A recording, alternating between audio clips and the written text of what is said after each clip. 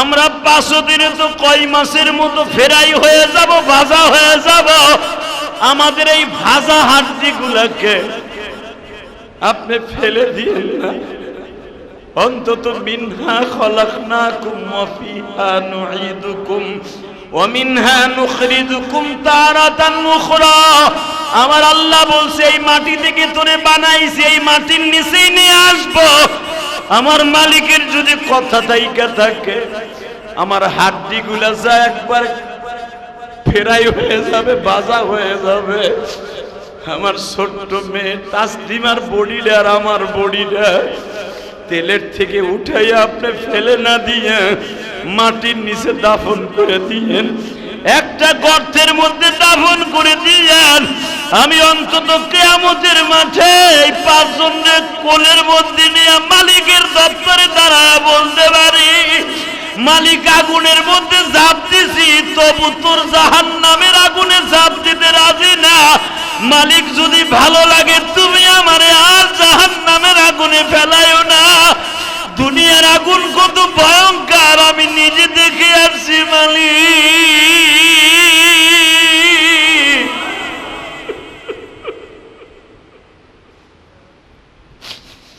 অন্তত আমার ছোট্ট আজ 3.5 বছরের মেয়েটাকে আমি বুকের মধ্যে নিয়ে আমার মাওলার আদালতে হাজির হব। আজকে ঘরের মধ্যে যাইয়াই দেখে আসিয়া আর তার কাজের বুয়া 2 জনে তাওরাত কিতাব মুখস্থ করতেছে। আসিয়াও বুঝতে পারে না আমার স্বামী এই টাইমে ঘরে আসবে। কাজের বুয়াটাও বুঝতে পারে না এই টাইমে ফেরাউন সংসদ থেকে বাসায় আসবে। আসিয়াই যখন দেখে 2 জন তাওরাত কিতাব তেলাওয়াত করতেছে, তখনই ফেরাউনের মাথা গরম হয়ে গেল। আসিয়ার চুলের মুটকিটা ধরে বাইরে ফেলে দিল। 19 লম্বা বদমাশ। আপনাদের প্রশ্ন আসতে পারে, কারণ ফেরাউনের লাশ তো মিশরে আমিও দেখছি। এত দামি দামি কাষ্ঠ দিয়ে আগুনটা জ্বালাইয়া যখন সমস্ত তৈলগুলা পেঁয়াজু ভাজার মতো থগর বগর করতেছে, সর্বপ্রথম মনে মনে ভাবছে কাজের বুয়াটার আগে জ্বালাই, তারপরে দেখি আমার বউ ডরে আমারে মাইনে নেয় কিনা। বাজানরে কিন্তু মনে রাখবেন, আল্লাহর প্রেমের আগুন যাদের অন্তরে একবার জ্বলছে, ওরে দুনিয়ার কোনো আগুনে ধরতে পারে না। সর্বপ্রথম সিদ্ধান্ত হইল আপনার কাজের বুয়ারে আগুনের মধ্যে ফেলাবার আগে ওই মেয়েটার, তোমার কাজের বুয়ার 3.5 বছরের মেয়েটারে ফেলাও। তুই একটা মাত্র দরদি আছে, নিজের জীবন দেয় সন্তানরে বাঁচায়। ওই দরদিটা আর কেউ না, তার নাম কি? 3.5 বছরের বাচ্চাটাকে ধরিয়া নিয়ে হাত পা বাঁধিয়া কাজের বুয়ার সামনে আর আসিয়ার সামনে বলে, তোর মেয়েটাকে কিন্তু এখনই এই গরম তেলের মধ্যে ফেলে দিব। মা চিল্লায় আর বলে, আসিয়া আমাদের নবী মুসা কই? আল্লাহ রাব্বুল আলামিন কোরআনে ওই কথাই বলেন। সূরা আম্বিয়ার ভিতরে মুসারে তাকায়া দেখ, দুনিয়ার আগুনে আমার কাজের বুয়ার মেয়েটা ঠিকই ফেরাই হয়ে যাবে, কিন্তু আমার জান্নাতি হাউজে কাউসার দিয়ে আমি আর মেয়েটারে গোসল দিব। 3.5 বছরের মেয়েটাকে যখন বাইন্দা যখন আগুনের মধ্যে ফেলবে, তখনও কাজের বুয়াটারে বলতেছে, এখনো তুই কালেমাটা ছাইরা দে। আমি আপনাদের সামনে বলতে চাই, ওই বুয়ারও কালেমা তোমারও কালেমা একই কালেমা। তার কালেমা তোমার কালেমা কিন্তু এক ছাড়া 2 না। একই কোয়ালিটির ইবাদত, একই আল্লাহ, একই ইসলাম, একই সব গো বাবা। 3.5 বছরের মেয়েটারে বেঈমান ছেড়ে দিল। মেয়েটা আগুনের মধ্যে পড়িয়াই মায়েরে ডাক দিছে, মা গো তুমি আমার আগুনের মধ্যে ফেলানো দেই খাবার কালেমা ছাইরা দিও না। মা আগুনে ফেলার আগে অনেক চিৎকার মারছিলাম, মা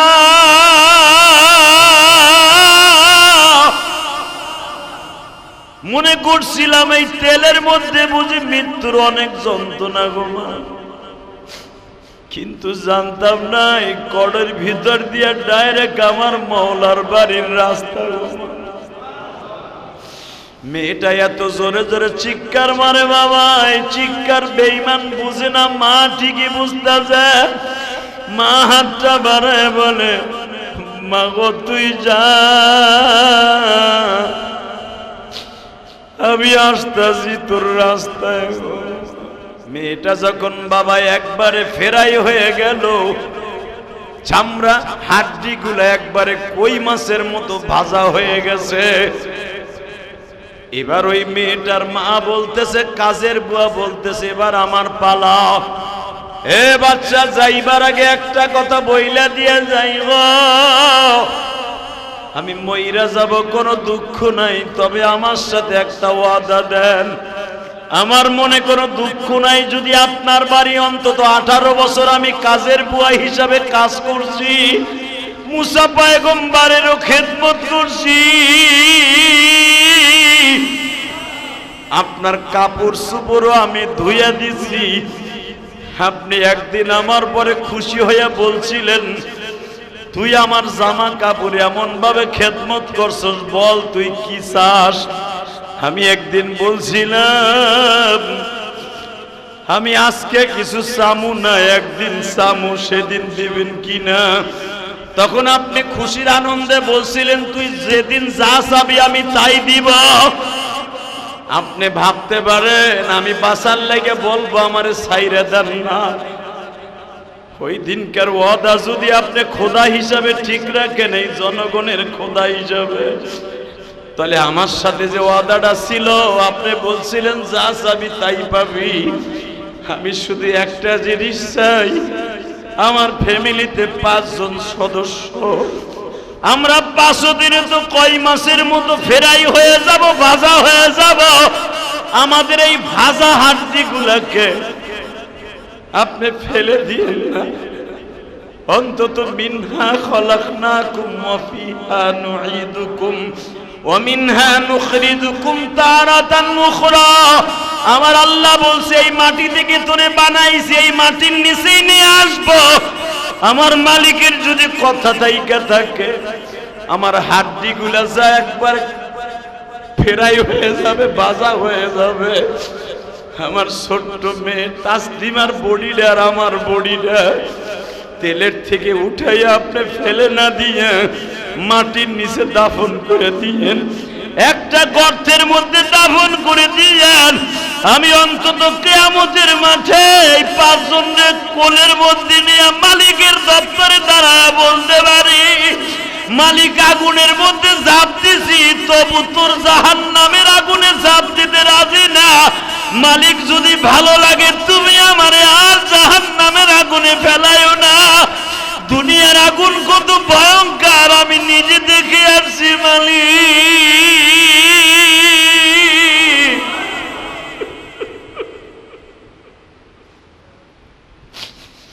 অন্তত আমার ছোট্ট আর 3.5 বছরের মেয়েটাকে আমি বুকের মধ্যে নিয়ে আমার মওলার আদালতে হাজির হব।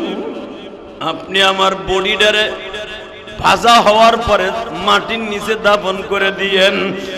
বাজান এখানে শেষ না, বুখারীর মধ্যে দেখবেন আনাস ইবনে মালিক বলেন, আমার নবী যখন মিশর সফর করতেছিলেন, যেখানে মেয়েদের 5টা লাশকে এক জায়গায় দাফন করা হয়েছিল, ফেরাউন কিন্তু তার ওয়াদা ঠিক রাখছিল। তেলের থেকে তাদের 5টা লাশ উঠাইয়া একবারে বাবা কই মাছের মতো ফেরাই হয়ে গেছে।